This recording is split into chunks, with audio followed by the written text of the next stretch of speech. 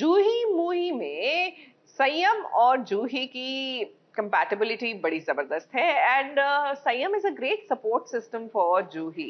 लेकिन क्या लगता है ये जो एक केस जूही ने लिया है कहीं आगे जाकर संयम और जूही के बीच में दरार तो नहीं पैदा कर देगा?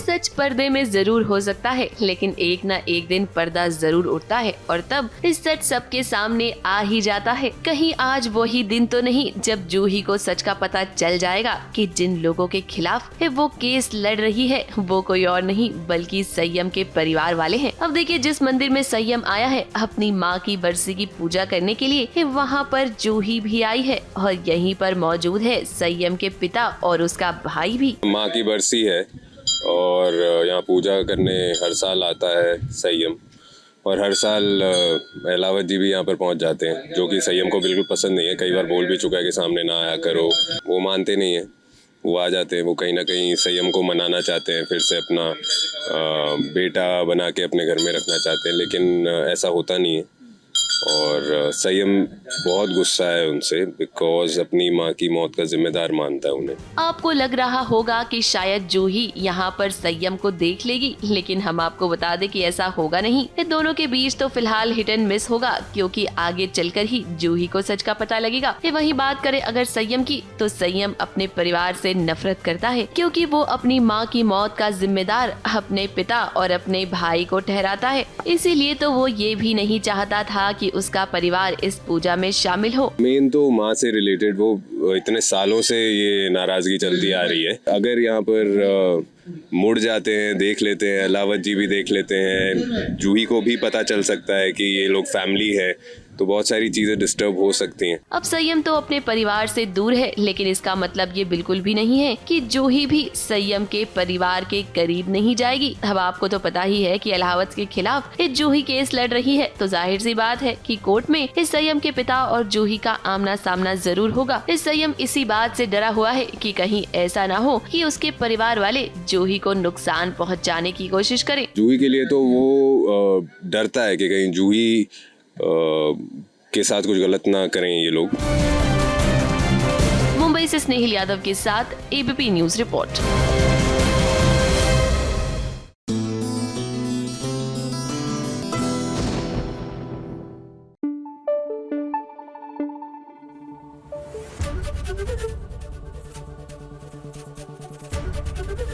एबीपी न्यूज आपको रखे आगे।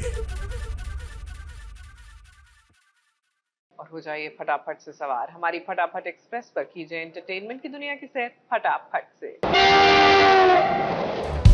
आ गई है फटाफट खबरों की रेलगाड़ी, और फटाफट खबरों की रेलगाड़ी का पहला स्टेशन है सीरियल तू हीरे दिल में का सेट। स्वाति की सगाई होने वाली है। ऐसे में स्वाति और वृंदा के बीच एक इमोशनल सीन देखने को मिलेगा, जहां वृंदा उसके लिए सुबह सुबह चाय लेकर आएगी तो साथ में उपटन भी लाती है। दोनों का रिश्ता एक बहन जैसा हो गया है, दोनों एक दूसरे को अपनी बहन ही मानती है। दोनों में काफी बातें होती है कि जब स्वाति की शादी हो जाएगी तो वृंदा अकेली रह जाएगी। वहीं दूसरी ओर वृंदा को एक बूढ़ी माँ मिलती है, जो वृंदा को देखकर ये बताती है कि बहुत जल्द उसे उसके सपनों का राजकुमार मिलने वाला है। अब लगता है कि स्वाति और संजय की शादी में ही वृंदा की मुलाकात संजय से होगी। फिर तो कहानी में एक नया धमाका जरूर देखने को मिलेगा। स्वाति की एंगेजमेंट है, और जब एक लड़की, जब बहन अपने घर से जा रही होती है, तो मतलब जब शादी होने वाली होती है तो लड़के वालों की फैमिली बहुत इमोशनल हो जाती है। तो वैसे सही मोमेंट था ये, मैं चले जाऊँगी तो मुझे चाय कौन पिलाएगा, तू तो रहेगी नहीं मेरे साथ।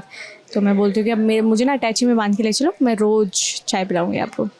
और फिर मैं उन्हें लेप देती हूँ हल्दी का, शिकाकाई का, वो लगा कर नहाने के लिए एज ए सिस्टर। तो बहुत ही स्वीट सा, इमोशनल सा, बॉन्डिंग वाला सीन हमने शूट किया है। मेरा कॉन्फ्रेंटेशन होता है संजय के साथ, वृंदा का कॉन्फ्रेंटेशन होता है संजय के साथ, और फिर वो वही उसी फीलिंग में, उसी पूरा ओवरवेल्म्ड होके एक स्ट्रीट पे चल रही होती है, लॉस्ट इन हर थॉट्स। और वहाँ पे एक माताजी मिलती हैं जो कि पत्रिकाएं देख रही होती हैं, जन्म कुंडली देख रही होती है, तो वो मेरा फेस देखती है और फेस पढ़ के बोलती है कि तेरे सपनों में जो आ रहा था आने वाला है वो वापस आने वाला है।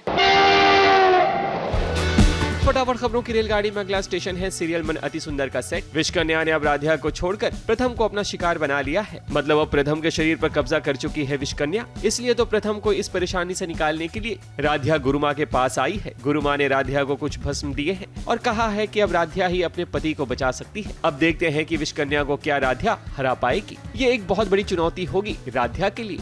दरअसल जब विश कन्या राधिया के शरीर में थी तो बहुत सारे हर्डल्स क्रिएट किए थे उन्होंने, पर जब दादी को पता चला था कि एक्चुअली ये कोई भूत प्रेत नहीं है, विश कन्या है, तो वो माँ मृणालिनी को लेकर आई थी और उन्होंने हमारी बहुत मदद की थी। विश कन्या को शरीर से निकाल दिया था, लेकिन उस वक्त प्रथम से थोड़ी गलती हो गई थी।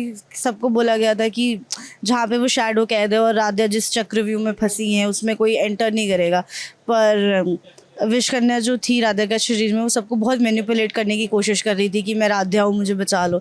तो प्रथम फाइनली ये सब देख नहीं पाते तो वो चक्रव्यूह में चले जाते हैं। तो विश कन्या ने तब शरीर स्विच कर लिया था, वो राधिया के शरीर से निकल के प्रथम में चली गई थी। तो तब जब माँ मृणालिनी ने इतनी मदद की थी, राधिया को नॉर्मल किया था, तो उन्हें ऐसा लगा कि अब कोई और हेल्प कर सकता है तो वो सिर्फ वो हैं। तो बस माँ मृणालिनी के पास वो आई हुई हैं हेल्प मांगने के लिए कि शायद प्रथम सर किसी तो खतरे में हैं, तो आप कोई तो रास्ता दिखाइए कि मैं उन तक पहुंच पाऊं और उन्हें बचा पाऊं। तो बस वो माँ मृणालिनी के पास आई हैं ताकि वो उनकी मदद कर सकें। उन्होंने बताया है पहले तो कि सच में प्रथम के ऊपर विश कन्या हावी हो गई है और वो अपनी गुफा में उसे लेके गई हुई है, उसे अपना पति बनाने की कोशिश कर रही है। तो उन्होंने मंत्र बताए हैं, राधिया को भस्म दी है कि तुम जाओ, मैं तो नहीं जा सकती वहाँ पे क्योंकि उसने बहुत सारे बंधन लगा रखे हैं, लेकिन तुम्हारा पति है तो तुम सावित्री की तरह लड़ सकती हो अपने सुहाग के लिए। तो बस राधिया को उन्होंने मोटिवेट किया है, भस्म दी है कि तुम जाके अपने पति को बचा लो। अब राधिया कैसे पहुँचेंगी, कैसे गुफा के दरवाजे खोलेंगी, जाएंगी, बचाएंगी, ये सब तो आगे पता चलेगा। फिलहाल राधिया फुल डिटर्मिनेशन में है कि कैसे ना कैसे करके आज तो मैं विश कन्या से अपने प्रथम सर को बचा ही लूँगी। हमें उम्मीद है कि पूरी तरीके से सेफ लेकर आ जाएंगी आप प्रथम सर को वहाँ से। हाँ, ऑफ कोर्स महादेव साथ में है तो सब पॉसिबल है। तो राधिया उन्हीं की भक्त है तो कुछ ना कुछ करके तो प्रथम को वापस ले ही आएंगी। फटाफट खबरों की रेलगाड़ी में आज बस इतना ही। ABP News report.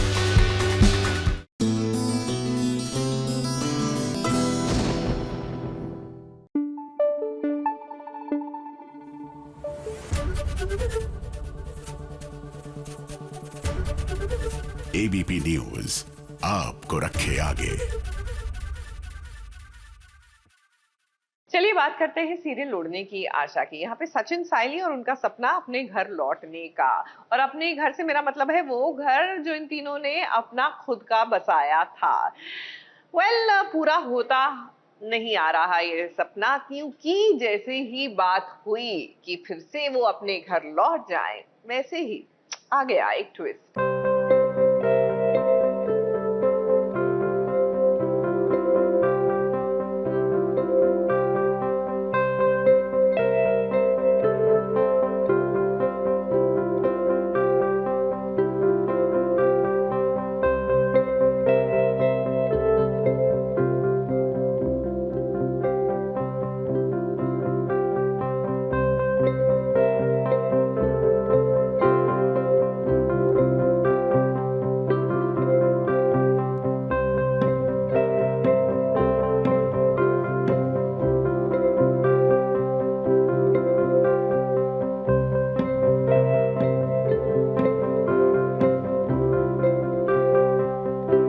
रिश्तों के डोर बड़ी नाजुक होती है। कभी कभी पता ही नहीं चलता कि किस बात पर वो डोर टूट जाती है और किस बात पर डोर कमजोर पड़ने लगती है। इसलिए हर घड़ी हमें रिश्तों का जायजा लेना चाहिए। वैसे सचिन और साइली की बात करें तो आज उन्होंने रेणुका को 7वें आसमान पर पहुंचा दिया है, क्योंकि रेणुका को चीफ गेस्ट बनाया गया है एक डायग्नोसिस सेंटर के उद्घाटन के लिए। रेणुका के हाथों से रिबन काटी जाएगी। ये सुनकर तो वो फूले नहीं समा रही, और रेणुका ने तो रोशनी को ऑफर भी दे दिया है कि वो उसके साथ उसकी असिस्टेंट बनकर आए। मगर सचिन और साइली को देखकर लगता है कि यहाँ दाल में कुछ तो काला है। एक्चुअली चीफ गेस्ट वाला प्लान सचिन का ही होता है, बिकॉज उसका हमें एक टेस्ट करवाना है कि वाई शी फॉरगेटिंग थिंग्स, तो अगर हम उसको डायरेक्टली बोलते तो उसे बहुत बुरा लगता और वो चीज़ों को गलत एज़ यूजुअल लेती है, तो अभी भी हमें ही ट्रोल करती, हमें ही डांटती, गुस्सा करती। तो आई थिंक सचिन का ये प्लान था जो कि साइली भी अनअवेयर थी। हालांकि जब वो आए तब मुझे पता चला कि अच्छा this was the plan that he is planning for the test. And तो रेणुका को लगता है कि वो VIP चीफ गेस्ट बनकर जाने वाले रिबन काटने, और फिर वो सबसे पहली होगी जिसको टेस्ट करेंगे। तो वही पूरा सीक्वेंस है कि how we are fooling her into this whole thing of, I don't know ये क्या है, बट उसकी कुछ बीमारी है जिसकी वजह से we are doing all this things. दाल में कुछ काला नहीं बल्कि पूरी दाल ही काली है। अब क्या है कि सचिन और साइली को शक हुआ है कि रेणुका को लगता है कोई बीमारी हो गई है, क्योंकि आए दिन वो चीजें भूल जाती है। इसलिए उन्होंने इस तरह का प्लान बनाया ताकि उसकी रिपोर्ट निकाली जा सके और पता चल सके कि आखिर रेणुका के साथ हुआ क्या है। वहीं दूसरी तरफ परेश काफी उदास है क्योंकि उसे पता चल गया है कि सचिन और साइली इस घर से जाने वाले हैं, वो भी अपने गाँव। अब उसे जाना पड़ेगा।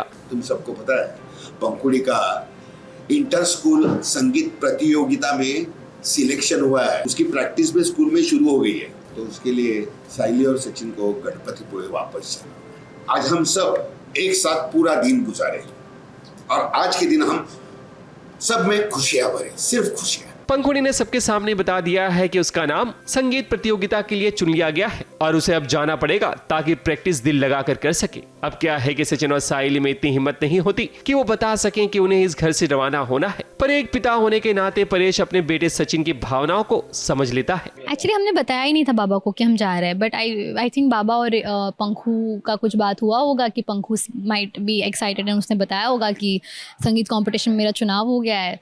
That's how Baba got to know कि you know she is missing on to her schooling, her every competition and whatever she is planning to do. तो बाबा को बुरा लगता है एंड ऑफकोर्स सचिन साइली बता नहीं सकते, बोल नहीं सकते डायरेक्टली बाबा को कि हमें जाना है वापस। तो वो खुद ही ये बात छेड़ते कि तुम्हें घर वापस जाना होगा ना, कोई बात नहीं, 1-2 दिन है तो हम खुशी से रहेंगे, साथ में एक साथ रहेंगे, will spend more time together. Sachin और साइली भले ही जाने के लिए रेडी हो, मगर हमें तो नहीं लगता कि वो जा पाएंगे इस घर से।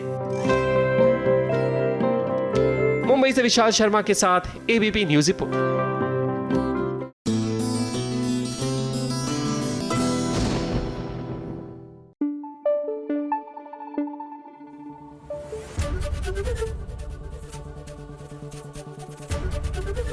ABP न्यूज आपको रखे आगे। Well, if you're a fan of game shows, आपके लिए गुड न्यूज ये है कि द इंडियन गेम शो आ रहा है और कोई और नहीं, भारती सिंह इसे लेकर आ रही है। यानी कि जो लाफ्टर शेफ में हंसी आप मिस करेंगे वो उसकी भरपाई यहाँ पर कर देंगे, क्योंकि भारती सिंह है भाई, जहाँ वो होती है हंसना हंसाना हो ही जाता है।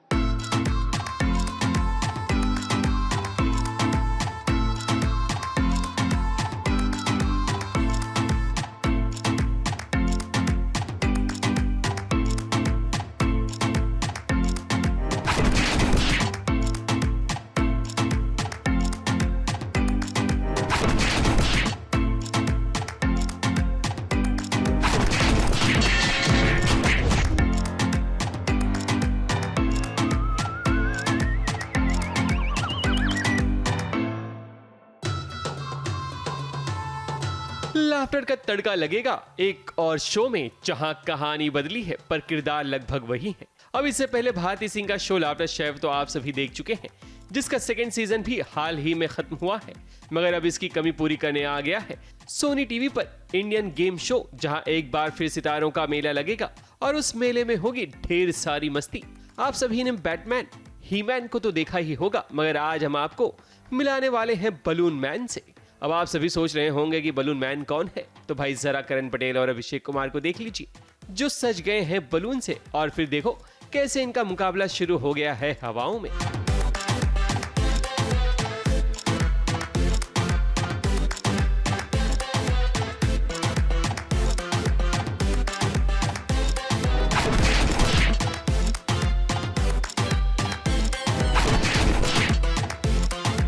यहाँ सिर्फ साजिशें ही हो रही हैं, गेम तो हो ही नहीं रही, नहीं, बट साजिशें हो रही हैं, but in all in good mood and good faith, मस्ती मजाक के तौर पे, ना कि कुछ क्रूरल्टी के तौर पे। बट अगर मस्ती मजाक में साजिशें नहीं की तो फिर कैसी गेम, मज़ा ही कहाँ आएगा। करण पटेल जीत गए और अभिषेक हार गए। मगर ये मस्ती का समय यहीं तक सीमित नहीं था, बल्कि आकांक्षा और मनीषा के साथ साथ मनारा और प्रिंस का भी महामुकाबला हुआ। इन हवाओं में इंडियन गेम शो में सितारे आते हैं और भरपूर मस्ती करते हैं, चाहे पर्दे का नजारा हो या फिर पर्दे के पीछे का नजारा।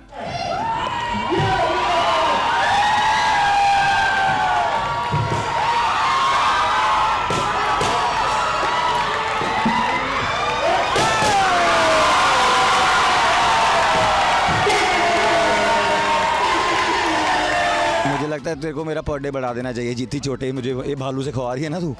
ये कहता मेरा पर डे बनाना चाहिए। ये मेरा भाई लेता कम पैसे लेकिन कॉफ़ियाँ ज़्यादा आती हैं इनकी, इसीलिए इनको वही 1700 पे रखा हुआ है इनको। मेरा पेट्रोल भी और अभिषेक ने तो कहा है कि मैं तो आपका भाई हूँ, सिर्फ लंच यस। अब घर से आता हमारे लिए खाना भी लेकर आता है, इसीलिए हमने रखा हुआ है। और चमोला का हमारे साथ कोई लेना देना नहीं है, वो खूबसूरत है इसीलिए हमने शो पे बुलाया है। और करण पटेल हमने सोचा कि इससे पहले कि सरकार इनको पेंशन देना शुरू करे, हमने सोनी से एक बार इनको मिलवाया। और ये हमारे दादा है जनरेटर, अरे नहीं ये हमारी मनारा है भाई। कोई नहीं बुलाता, तुमने यहाँ बुला लिया। अरे ये बहुत ही अलग है क्योंकि हर शो में जाते हैं ना, एक एंटरटेनमेंट का एक पार्ट होता है, यहाँ पे फुल ऑफ एंटरटेनमेंट ही है। आप सुबह आते हो, रात तक पता नहीं लगता हमें कि हम क्या कर रहे हैं, कभी भीग रहे हैं, कभी ऊपर से नीचे आ रहे हैं। देखने में ऐसा लगता है कि यार शिट ये कैसे होगा, पर जब करने जाते हैं इट्स फन। और ये देख रहे हो आपने आज इस बालू जी ने हमारा क्या हाल किया है इस टास्क में। भाई मनारा ये गेम खेलते खेलते इतनी सीरियस हो जाती है, मैंने इसको कभी इतना सीरियस नहीं देखा। इतना बड़ा शो हमने किया, बिग बॉस वहाँ सीरियस नहीं थी, बिग बॉस में नहीं हुई थी जितना यहाँ, जहाँ इतना यहाँ पे गेम में यहाँ पे मतलब हमें हारने में मजा आता है। ये कितनी जीतना ही है, सीरियस नहीं हुआ, ये सीरियस नहीं है बहन, ये देख।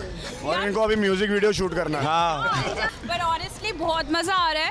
एंड ऑफ कोर्स अभिषेक के साथ तो लॉन्ग एसोसिएशन है, मेरी अभिषेक के साथ केमिस्ट्री बहुत अच्छी है, इसलिए लोग पसंद करते हैं। बायोलॉजी के लिए मैं अभिषेक को कहीं भी जाने देती हूँ। इंडियन गेम शो के पीछे भारतीय और हर्ष की बड़ी और कड़ी मेहनत है। अभी तो शो शुरू है, अब देखते हैं कि भारतीय एंड कंपनी क्या दर्शकों का दिल इस शो से फिर जीत पाएगी। मुंबई से शिवानी सिंह के साथ एबीपी न्यूज़ रिपोर्ट।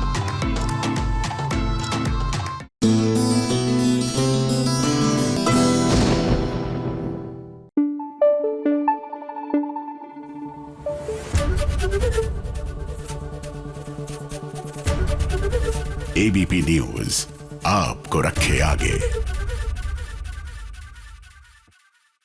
चलिए बात करते हैं सीरियल वसुधा की। देखिए कभी खुशी कभी गम, ये सिर्फ करण जौहर की फिल्म का टाइटल नहीं है भैया, जिंदगी का ही फिलॉसफी है ये। कभी खुशी होती है तो कभी गम होता है, and that is life, how you carry on. लेकिन इतनी जल्दी ऑल्टरनेट करेंगे ये तो हमने भी नहीं सोचा था। अब सीरियल वसुधा में देख लीजिए, एक तरफ तो चंद्रिका देवी ने वसुधा को फाइनली अपनी बहू के रूप में स्वीकार लिया, ग्रेट, लेकिन अगले ही क्षण चंद्रिका देवी विधवा हो जाती है। मतलब ये तो कुछ ज्यादा ही जल्दी नहीं हो गया?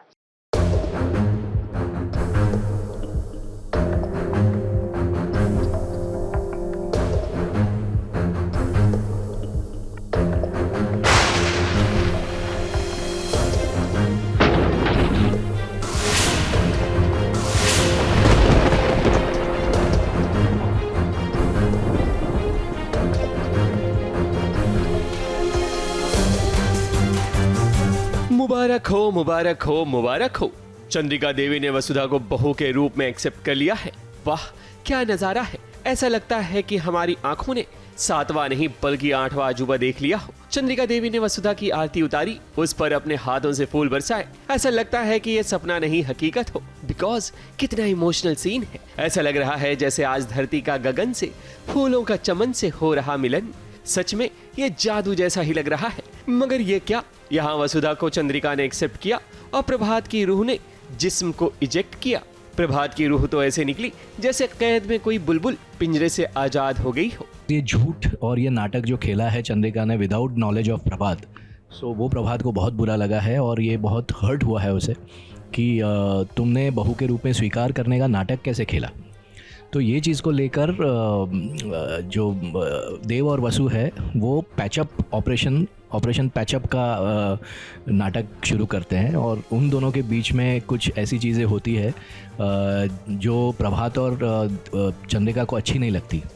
और उसमें बीच में एक वसु को ऐसा ड्रीम आता है कि अगर ऐसा पैचअप हो गया और उसमें चंद्रिका ने एक्सेप्ट कर लिया ओरिजिनली प्रभात की ज़िद की वजह से, तो शायद ऐसा ना हो कि गुरुजी ने बताए हुए रास्ते पर अगर ऐसे हम चलेंगे और प्रभात को कुछ हो गया तो। ओह माय गॉड, तभी तो हम भी यही सोच रहे थे कि भला ऐसे कैसे वसुधा को चंद्रिका देवी ने एक्सेप्ट कर लिया है। ये सपना है वसुधा का। वो सोचती है कि अगर चंद्रिका देवी ने उसे बहू के रूप में स्वीकार कर लिया तो उसके ससुर जी की जान चली जाएगी। यही डर तो उसे सता रहा था, इसलिए वो सपना भी इसी प्रकार का देखती है। तभी तो देखो, प्रभात जैसे ही सीढ़ियों से उतरता है तभी वो फिसल कर गिर पड़ता है और उसकी जान चली जाती है। भले ही ये ड्रीम सीक्वेंस हो, मगर इसके लिए भी पूरी तैयारी की जाती है ताकि कलाकार को कोई चोट ना लगे।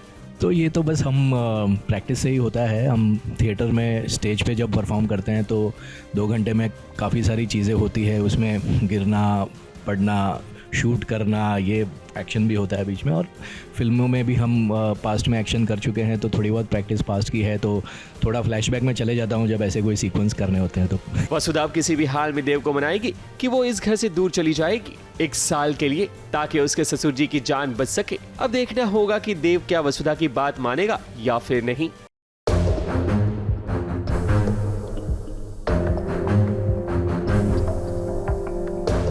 मुंबई से सोनू शुक्ला के साथ एबीपी न्यूज रिपोर्ट।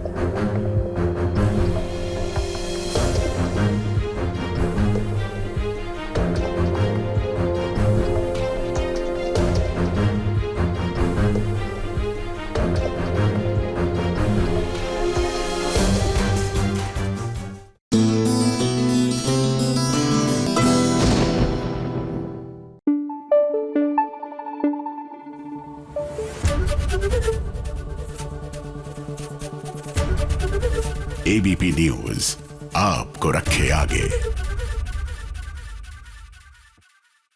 चलिए बात करते हैं सीरियल बरेली के बच्चन की। अब संगम को ससुराल में जो प्रॉब्लम्स हो रही हैं सो हो रही हैं, लेकिन बताऊं, शादी के बाद लड़की जब अपने घर लौटती है ना, नेचुरली देखिए आपकी लव मैरिज भी हुई हो and everything is good, but आप अपना घर छोड़कर किसी और के घर में जाते हैं, एडजस्ट करने में टाइम लगता है। ऐसे में जब शुरुआती दौर में लड़की अपने घर लौटती है ना, those moments are like very special. Unfortunately Sangam को ये स्पेशल फीलिंग आ ही नहीं रही, क्योंकि जब वो अपने घर लौटी तो वेलकम तो दूर की बात है, मुझे लगता है कोई उसे अपनाने को भी तैयार नहीं है।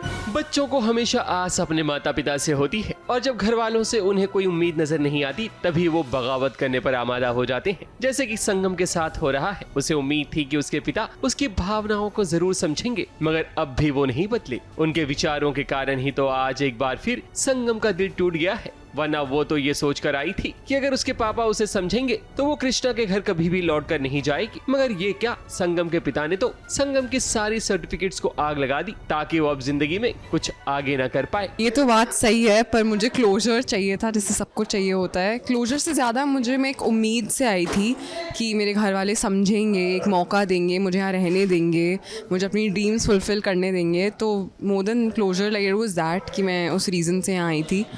पर यहाँ पे तो जब से आई हूँ बस रोना धोना चल रहा है और कोई मेरी बात मान नहीं रहा है, उल्टा मेरे सर्टिफिकेट्स जला दिए हैं, जैसा आप देख सकते हैं। संगम के इरादे कमजोर नहीं बल्कि और भी मजबूत हो गए हैं, क्योंकि वो हारने वालों में से नहीं है। माँ से थप्पड़ खाने के बाद तो अब उसकी बची कुची उम्मीद भी टूट गई है। और रही बात विकी की, तो वो ना पहले संगम को पसंद था और ना आज। विकी तो यहाँ भी आग में घी डालने का काम कर रहा है ताकि संगम के पापा का दिल कहीं पिघल न जाए। वो तो किसी भी हाल में संगम को पाना चाहता है, मगर जिस तरह से उसका व्यवहार है, संगम तो उसे घास भी न डालेगी। हाँ, विक्की तो उसका हमेशा यही है, विक्की का तो इट्स जस्ट कांस्टेंट। इसके बाद में एक्चुअली अभी तो विक्की पे इतना ध्यान ही नहीं है, मेरे सर्टिफिकेट्स पे ध्यान है, अपनी ड्रीम्स पे ध्यान है। तो विक्की भी कुछ ना कुछ हमेशा जैसे बोलते रहता है, आज भी बोल ही रहा है। विक्की को तो अभी यहाँ से निकलने के बाद मैं सुनाती हूँ पूरा कि कितने ढीठ हो, छोड़ दो हमारा पीछा, क्या प्रॉब्लम है, पूरा एक रेज रेजिंग संगम आपको दिखेगी। मेरी मॉम देख के मुझे खुश भी बहुत होती है और बोलती भी है कि तू बहुत अच्छा नेगेटिव परफॉर्म कर रहा है। तो बोल रही है कि मतलब जब लोग बोलते हैं ना कि हमें तुझसे प्यार भी और हमें तुझसे नफरत भी हो रही है, तो मेरे लिए सबसे बड़ा कॉम्प्लीमेंट है कि मैं ऐसा किरदार निभा रहा हूँ कि लोगों को मेरा किरदार देख के मुझसे नफरत हो रही है और मुझे गालियाँ दे रहे हैं। तो ये मेरे लिए एज एन एक्टर बहुत बड़ा एक कॉम्प्लीमेंट है कि मैं ऐसा किरदार प्ले कर रहा हूँ कि लोगों को मुझसे नफरत हो रही है। विकी तो अपना काम बखूबी निभा रहा है और एज अ एक्टर वो सफल भी हो रहा है। मगर विकी बाबू, आप कितनी भी कोशिश कर लो, संगम के इरादों को कभी बदल नहीं पाओगे। मुंबई से प्रिया धावड़े के साथ एबीपी न्यूज रिपोर्ट।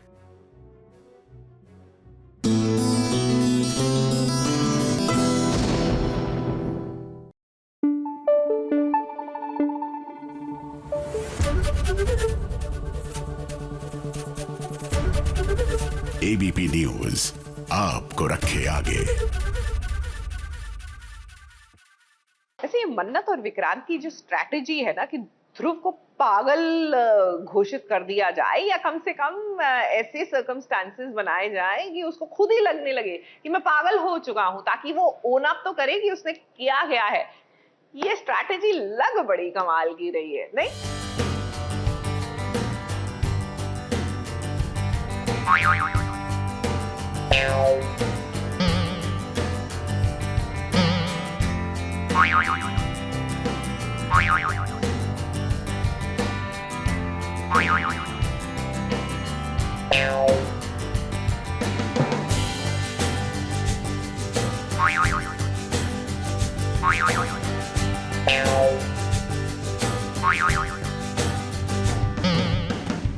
सच सबको पता है, लेकिन कोई बताना नहीं चाहता। अब चोर तो अपने मुंह से नहीं बताएगा कि उसने चोरी की है, लेकिन मन्नत और विक्रांत की प्लानिंग तो कुछ इसी तरह की है कि वो चाहते हैं कि धैर्य अपने मुंह से ही अपने सारे गुनाह कबूल कर ले। हाँ, ये बात भी है कि इसमें ना थोड़ा सा वक्त लग सकता है, और इसीलिए देखिए मन्नत और विक्रांत ने क्या प्लानिंग की है धैर्य के खिलाफ। उसे ऐसा फंसाया कि आज तो धैर्य पकड़ा जाने वाला था, लेकिन ऐन वक्त पर उसने बातें घुमा दी।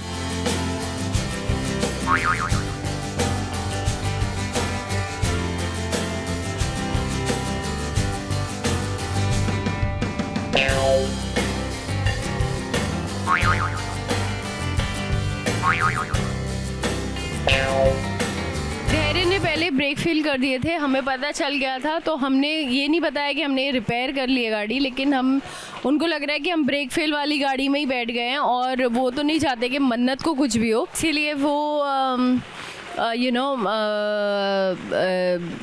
बचाने की कोशिश करते हैं और वो अपनी गाड़ी लगा देते हैं सामने।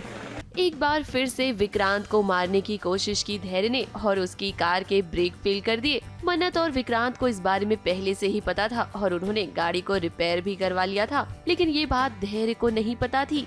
जानबूझकर मन्नत और विक्रांत ने एक दूसरे से झगड़ा किया और देखिए मन्नत विक्रांत की गाड़ी में भी बैठ गई। ये देखने के बाद तो धैर्य के पसीने छूटने लगे, क्योंकि वो तो विक्रांत को मारने की प्लानिंग कर रहा था, लेकिन यहाँ मन्नत बीच में कहां से आ गई। जब धैर्य की बात मन्नत ने नहीं सुनी और वो विक्रांत के साथ उसी गाड़ी में बैठकर चली गई, तो देखिए पीछे पीछे धैर्य को आना पड़ा मन्नत को बचाने के लिए, और उसके बाद शुरू हुआ मन्नत विक्रांत का नकली नाटक। नहीं पता अभी, और वो थोड़ा वरीड हो जाते हैं कि मन्नत को कुछ ना हो जाए और इस सब के बीच में, बट मन्नत और विक्रांत ने इस बात का एडवांटेज लिया। धैर्य जब अपनी गाड़ी लेकर मन्नत विक्रांत की गाड़ी के सामने आ गया तो मन्नत ने सवाल कर ही लिया धैर्य से कि आखिर उसे कैसे पता था कि इस गाड़ी के ब्रेक फेल है। अब धैर्य ने तो नहीं सोचा था ना कि ये सवाल मन्नत उससे पूछेगी, तो देखिए ऐन वक्त पर उसने क्या किया। जो बात उसे समझ में आई वो बात उसने बोल दी। फिलहाल तो मन्नत और विक्रांत का मकसद यही है कि वो धैर्य को अपने प्लान में ऐसा फंसा ले कि धैर्य सारा का सारा सच बता दे। वैसे भी अब धैर्य का ट्रैक धीरे धीरे खत्म हो रहा है, तो क्लाइमैक्स बहुत जल्द ही आएगा। दर्शकों को भी इंतजार है कि आखिर धैर्य को उसके किए की सजा कब मिलेगी। मुंबई से स्नेहिल यादव के साथ एबीपी न्यूज रिपोर्ट।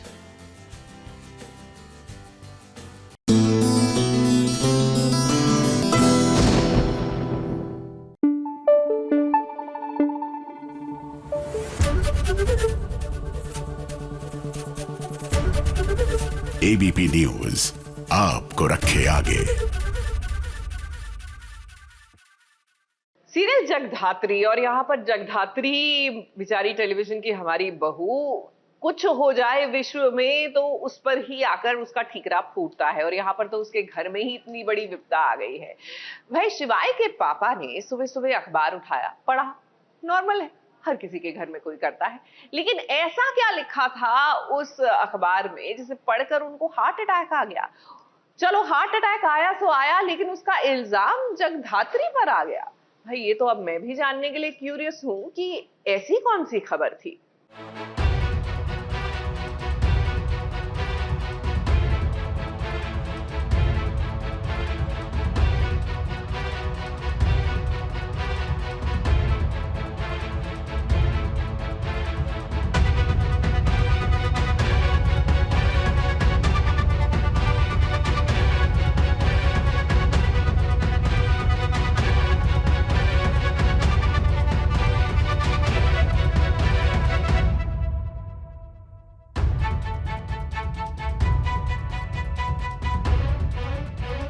जगधात्री के ससुर जी को लगा जोर का झटका।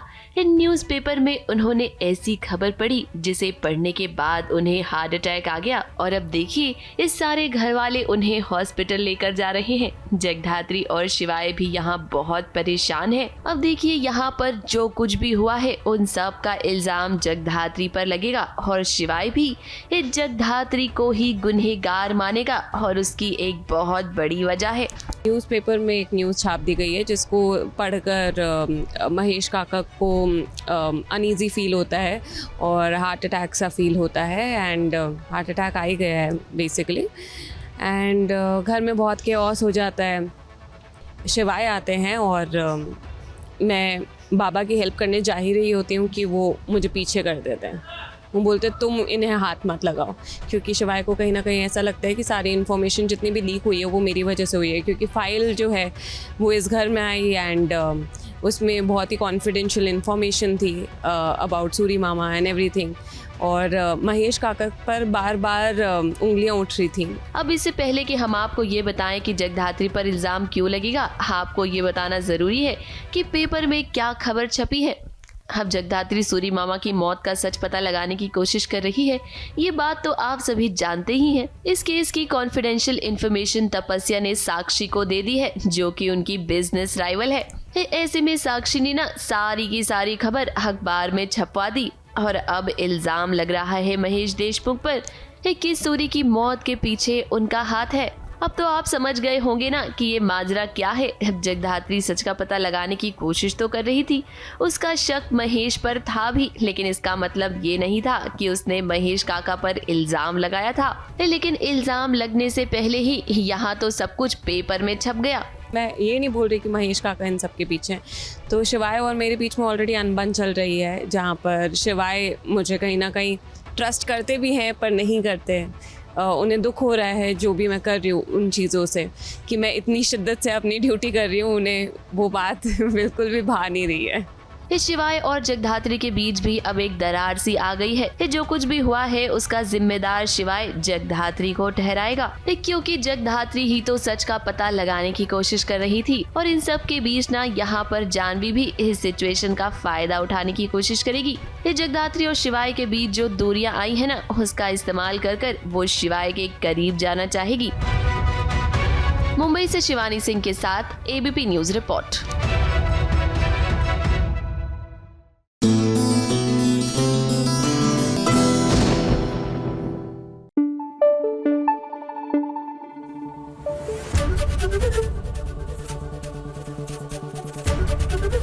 एबीपी न्यूज आपको रखे आगे।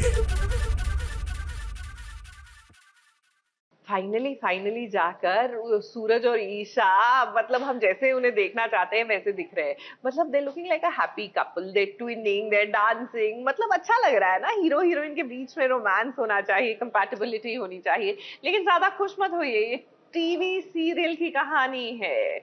यानी कि अभी ये जो हैप्पी मोमेंट्स हैं अगले ही मोड़ पर भंग भी होने वाले हैं।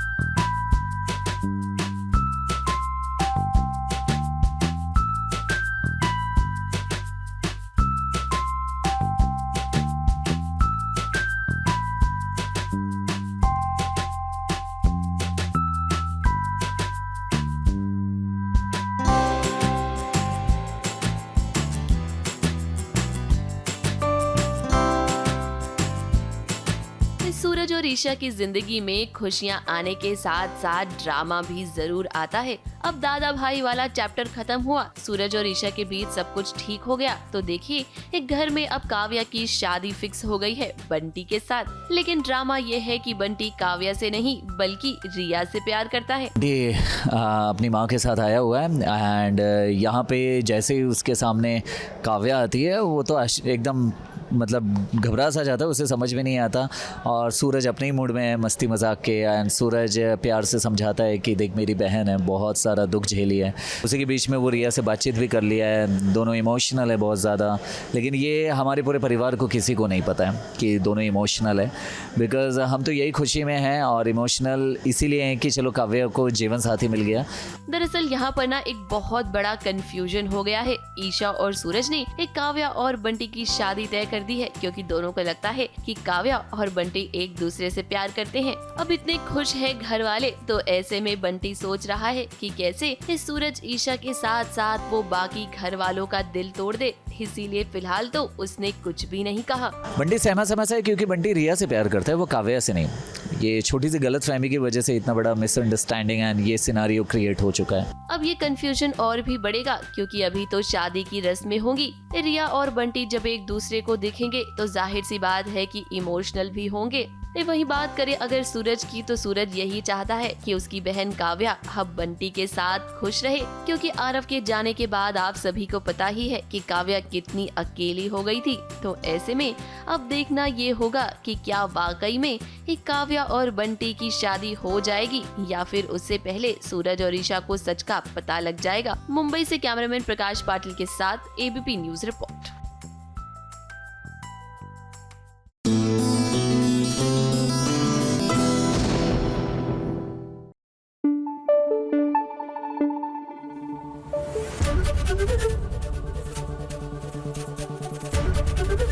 एबीपी न्यूज आपको रखे आगे। चलिए हफ्ते की शुरुआत में एक नजर डाल लेते हैं कि आखिरकार क्या हो सकता है आपके फेवरेट शोज का हाल। वक्त हो गया है हाई पॉइंट्स का। हफ्ते के पहले दिन हम आपको बताएंगे कि सीरियल की दुनिया में क्या क्या नया धमाका होने वाला है। ये हम आपको बताएंगे हाई पॉइंट्स में। तो शुरू करते हैं आज के हाई पॉइंट्स। हाई पॉइंट्स में सबसे पहले बात करते हैं सीरियल क्योंकि सास भी कभी बहू थी की। तृप्ति किसी भी हाल में चाहेगी कि समायरा की सगाई उसके बेटे सिड से हो जाए। अब पूरी कहानी समायरा के इर्द गिर्द घूम रही है, पर तुलसी जानती है कि समायरा का जो फैसला है वो ठीक नहीं है और करण तो अब अपनी बेटी के फैसले के आगे हार गया है। तृप्ति का परिवार इंतजार करेगा वीरानी परिवार का, मगर करण उनके घर जाने से इनकार कर देगा। करण आ रहा है ना? तो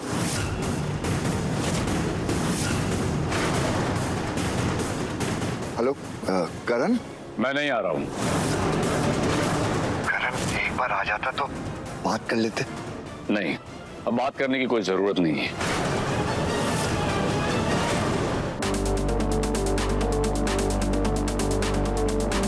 हाई पॉइंट्स में बात करते हैं सीरियल तुमसे तुम तक की। अनु अब राजनंदिनी के कमरे में जाएगी और उसे साफ सुथरा करेगी। उसकी रुचि अब कुछ ज्यादा ही बढ़ जाएगी कि वो राजनंदिनी को अच्छे से और करीब से जाने, इसलिए उसके हाथ में एक किताब लगेगी जिसका नाम होगा तुमसे तुम तक। अब अनु उस किताब को पढ़ेगी, तब उसे और भी गहराई से पता चलेगा कि राजनंदिनी है कौन।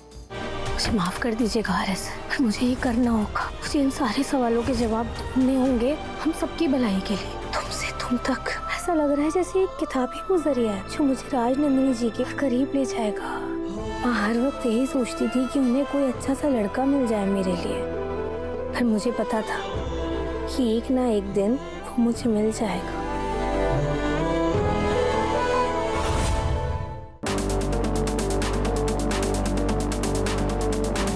हाई पॉइंट्स में बात करते हैं सीरियल ये फितूर तेरा की। सौम्या का दर्द अपने परिवार के आगे नहीं बल्कि जीत के सामने छलक जाएगा, जहां जीत को पता चलेगा कि सौम्या को बचपन में किसी ने गलत तरीके से छूने की कोशिश की थी। अब जीत कहीं ना कहीं सौम्या की मदद करेगा ताकि वो अपने फियर से कोप अप कर सके। सौम्या क्या हुआ है? क्या किसी ने तुम्हें बुरे तरीके से छुआ है? छुआ है, गलत तरीके से छुआ है। उधर बैठते थे, फिर मैंगो टॉफी खिलाते थे, फिर टूटी फ्रूटी आइसक्रीम और जिस दिन ज्यादा रुकना होता बर्फ का गोला अपने आप से मुझे खिलाती थी। ये जो जगराता है ना, इसमें पूरी ईमानदारी के साथ जमकर खाना। अगर तुम ऐसे करोगी ना, मैंगो वाली टॉफी वो मैं तुमको दूंगा। उसके बाद वो जो टूटी फ्रूटी की आइसक्रीम है वो भी दूंगा, और एंड में गोला आता है ना, बर्फ का गोला, वो भी दूंगा।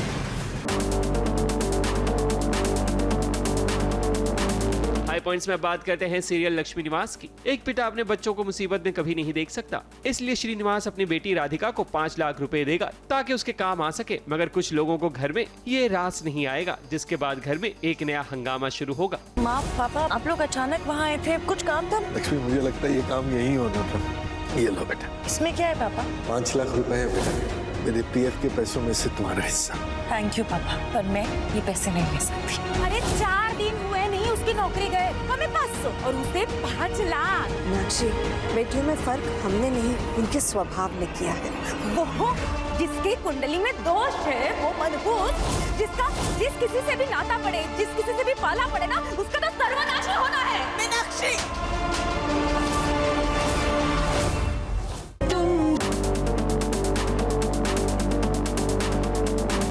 हाई पॉइंट्स में बात करते हैं सीरियल गंगा माई की बेटियां की। अब गंगा माई के लिए एक नई मुसीबत खड़ी हो जाएगी, क्योंकि वो जिस चिट को उठाएंगे उसमें एक ऐसी डिश का नाम होगा जो गंगा माई ने कभी बनाया ही नहीं। अब देखते हैं कि गंगा माई इस कंपटीशन को कैसे जीतती है। इस बाउल में से हर एक प्रतियोगी को एक एक पर्ची उठानी। जिस प्रतियोगी के पास जिस देश की पर्ची आएगी उसे उसी देश के अकॉर्डिंग तैयारी करनी होगी।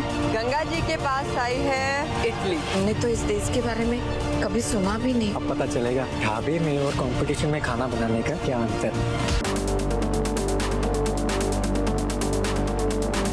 हाई पॉइंट्स में बात करते हैं सीरियल मन्नत की। धैर्य का बर्थडे जब सेलिब्रेट किया जाएगा तो केक पर कुछ ऐसा लिखा होगा जिसे पढ़ने के बाद धैर्य की हालत खराब हो जाएगी। मन्नत और विक्रांत ने अब ये तय कर लिया है कि किसी भी हाल में धैर्य का पर्दाफाश करना है और इसका असर भी उन्हें देखने को मिलेगा। किसने लिखा है केक पे?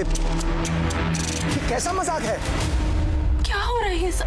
आपके बर्थडे केक पर कोई खूनी कुमार क्यों लिखेगा? आपने किसी का खून किया है क्या? किसके कातिल है?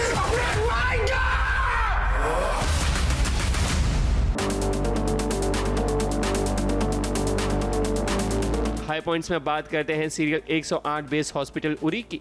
कहानी में जिस तरह से धमाका चाहिए था वैसा कुछ नजर नहीं आया, मगर अब आगे की कहानी में हो सकता है कि कुछ नया देखने को मिले दर्शकों को, क्योंकि दुश्मन कुछ ऐसा करने वाले हैं जिसके बाद कहानी का रुख ही बदल जाएगा। उसमें गलतियां हो जाती हैं। इसका ब्लड तो ब्राउन हो रहा है। That's not a good sign. मेरे बेटे को बचाना इस हॉस्पिटल की जिम्मेदारी आपकी जिम्मेदारी है मेजर। I'm sorry, मेरा। I'm sorry.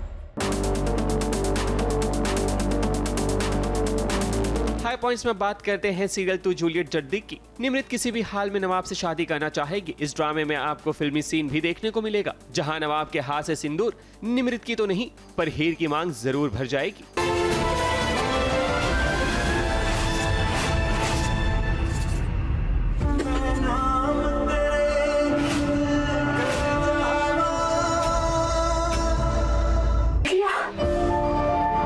भगवान की भी यही मर्जी है।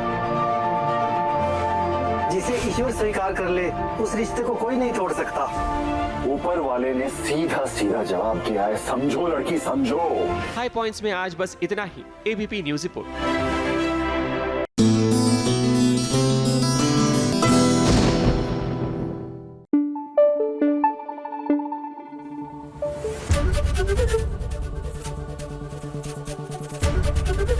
एबीपी न्यूज आपको रखे आगे।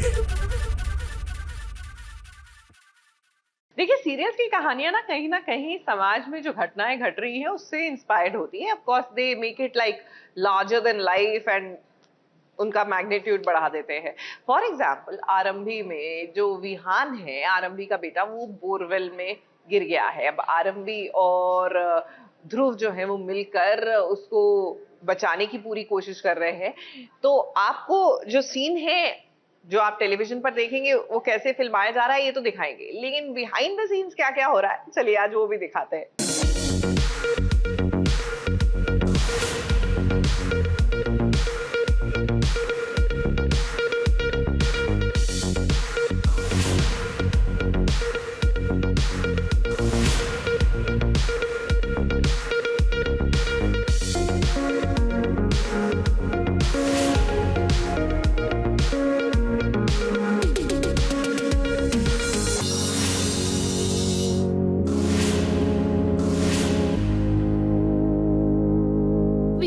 सामने कितनी भी बड़ी मुसीबतें क्यों न आ जाए, लेकिन उसकी माँ आरंभी हमेशा मुसीबतों के सामने चट्टान बनकर खड़ी रहती है।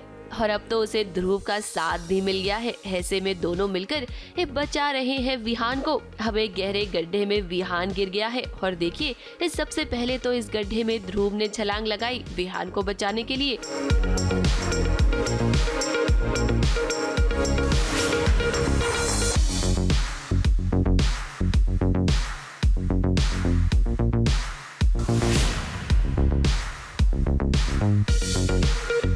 और उसके बाद जब विहान की जान बच गई तो आरंभी ध्रुव को भी बचा रही है।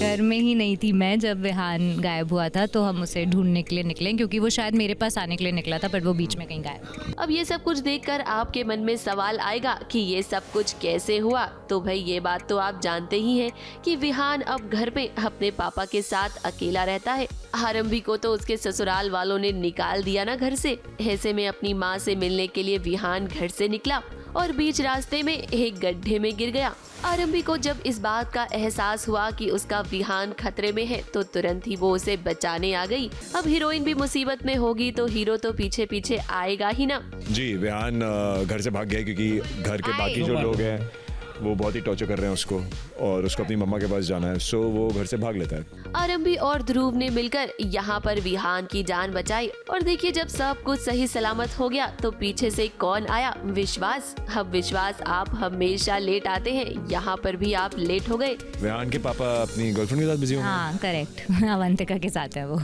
अब ये सीन तो आपने देख ही लिया, लेकिन चलिए आपको पर्दे के पीछे का नजारा भी दिखाते हैं। इतना आसान नहीं था इस कीचड़ में शूटिंग करना ध्रुव, आरंभी और विहान के लिए। अब एक्टर को तो हर तरह के सीन के लिए तैयार रहना पड़ता है ना, लेकिन क्रू हमेशा इस सेफ्टी का ध्यान रखती है ताकि एक्टर को कोई चोट न लगे।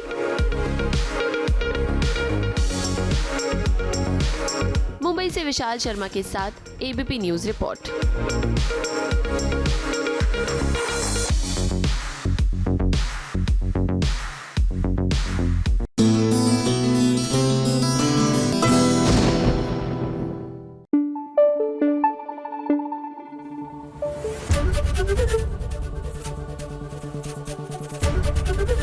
एबीपी न्यूज आपको रखे आगे। भैया ये मोगरा क्या चीज है? अच्छी खासी देवरानी और जेठानी के बीच में परफेक्ट सेटिंग थी, क्या बिगाड़ी? और अब तो दिक्कत ये हो रही है कि रज्जी अपना बेगुनाही का जो सबूत है वो तलाश रही है, लेकिन मोगरा ने वो भी मिटा दिया है। नर्मदा भाभी प्लीज बाहर आइए।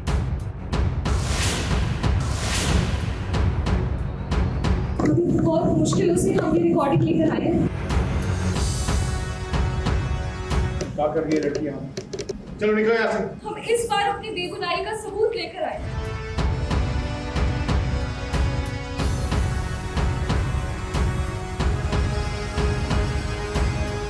कोई वीडियो, कोई सबूत नहीं है इस फ्रॉड के पास।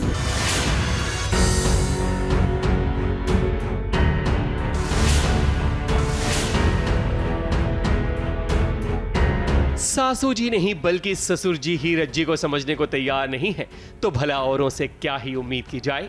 धीरज भी बेचारा कुछ नहीं कर पा रहा क्योंकि ये जंग रज्जी की अकेले की हो गई है। रज्जी आज एक बहुत बड़ी उम्मीद लेकर आई है अपनी ससुराल में, ताकि अपने आप को प्रूव कर सके कि वो इनोसेंट है और जो कुछ भी नर्मदा के साथ हुआ है उसमें उसका कोई हाथ नहीं। आज हम सबूत लाए हैं ये बेगुनाही का। तो अभी प्लीज एक बार ये रिकॉर्डिंग देख लीजिए, आपको समझ आ जाएगा कि इस सब के पीछे कौन है। हम इसीलिए कह रहे हैं प्लीज एक बार ये वीडियो देख लीजिए। कोई नहीं चाल चलती नर्मदा, बात मत करो।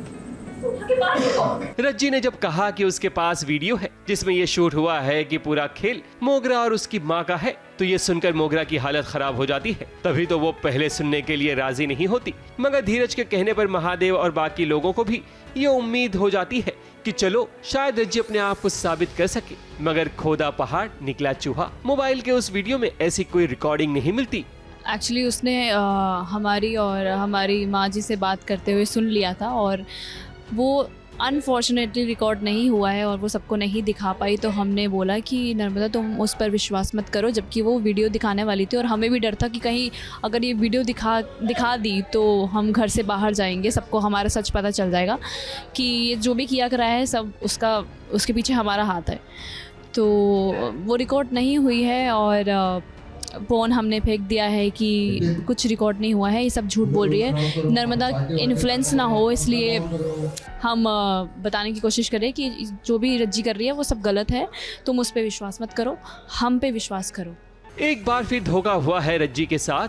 अब टीवी की बहुओं को इतनी जल्दी भला कामयाबी कहाँ मिलती है। पहले तो वो दर बदर भटकती है, लोगों के ताने सुनती है, जब हर तरह से प्रताड़ित हो जाती है तब जाकर उन्हें कोई सबूत मिलता है, मगर मोगरा जैसे लोग फिर भी बच जाते हैं। अब देखो, मोगरा ने जानबूझकर मोबाइल जमीन पर पटक दिया कि ना रहेगी बांस और न बजेगी बांसुरी। अरे वीडियो हमने खुद बनाई है वीडियो। भाड़ में जाए तू, भाड़ में जाए तेरा फोन। वो अब निडर हो गई है क्योंकि उसे पता चल गया है कि रज्जी के पास कोई सबूत नहीं है। हमें तो लगता है कि रज्जी के सबूत को मोगरा की मां ने ही मिटा दिया है ताकि उसकी बेटी मोगरा को ससुराल से बेघर ना होना पड़े। हमेशा की तरह आपको पता ही है, हर एक प्लान के पीछे मेरी माँ ही होती है, वही मुझे बताती है मैनिपुलेट करना कैसे है सबको और सब कुछ पाना कैसे है। तो लेट्स सी आगे क्या होगा, बिकॉज मुझे भी नहीं पता कि आगे क्या होने वाला, आगे मेरा गेम क्या है। रज्जी तो नाकाम हो गई मगर अपनी कोशिश जारी रखेगी और इसका साथ कोई दे न दे पर धीरज जरूर देगा। मुंबई से प्रिया धावड़े के साथ एबीपी न्यूज़ रिपोर्ट।